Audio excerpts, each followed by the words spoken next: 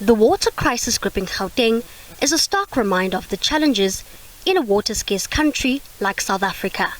Ensuring equal distribution is paramount, but aging and ailing infrastructure, water leaks, illegal connections and increased water demand has left Joburg's water utility at a loss. Last week alone, we disconnected 12 hijacked or bad buildings in the CBD. This week alone, we've disconnected 8 hijacked buildings or bad buildings in the CBD. And these are all buildings that have been taken over, invaded or left in a terrible state where there's leaks and bursts and wastage and there's no accountability. Joburg Water says recovery has been slow on the system due to the high demand, low power supply and the recent high weather conditions.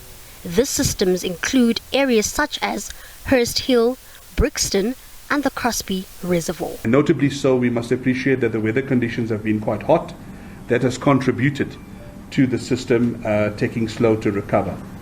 However, we've reconfigured our systems, both from the Joburg Water side and from the bulk supply side, which is starting to show positive results. I can report back that over the last day and a half, we're seeing an upward trajectory in terms of the signs of recovery on our Hurst Hill system specifically.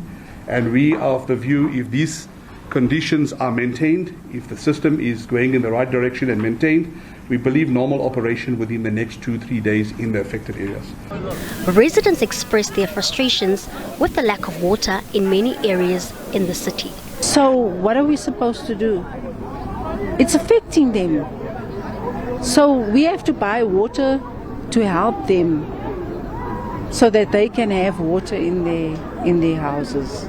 Not a drop of water. There's a Coronationville community group, right, where residents are literally sitting, safeguarding their phones to see who's going to say there is actually a drop of water at 1 o'clock in the morning, at 2 o'clock in the morning. The councillor has a community group where she remove people from the group when they ask for assistance. I mean, the councillor, I must be very honest with you, the councillor cannot bring the water back.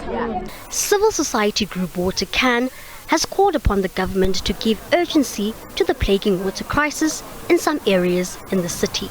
I think that the leaks, the pipelines, that aging pipelines, and the fact that half of our reservoirs in the city of Joburg are leaking.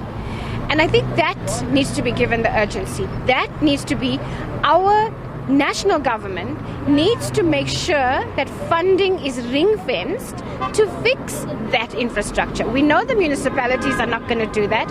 We know that the municipalities are bleeding dry, but money needs to be ring-fenced for water and sanitation.